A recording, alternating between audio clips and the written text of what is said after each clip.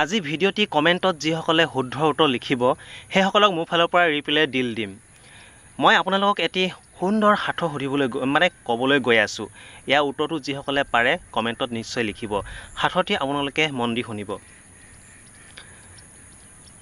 এটা বস্তু দুটাই দেখিলে, যি দুটাই দেখিলে সেই দুটাই আনিবলৈ নগৈ বেলেগ দুটাই আনিবলৈ গ'ল, আৰু যি দুটাই আনিবলৈ গ'ল সেই দুটাই নানি কিনে বেলেগ দুটাই আনিলে, আৰু যি দুটাই আনিলে সেই দুটাই নাখাই কিনে বেলেগ এটাইহে খালে, আৰু যিটোৱে খালে সি নাহাগি কিনে বেলেগ এটাইহে হাগিলে। কি হ'ব পাৰে ভাবকচোন। আকৌ এবাৰ মই ৰিপিট কৰি দিছোঁ। এটা বস্তু দুটাই দেখিলে, যি দুটাই দেখিলে সেই দুটাই আনিবলৈ নগৈ বেলেগ দুটাইহে আনিবলৈ গ'ল, আৰু যি দুটাই আনিলে সেই দুটাই নাখাই কিনে বেলেগ এটাইহে খালে, আৰু যিটোৱে খালে সি নাহাগি কিনে বেলেগ এটাইহে হাগিলে।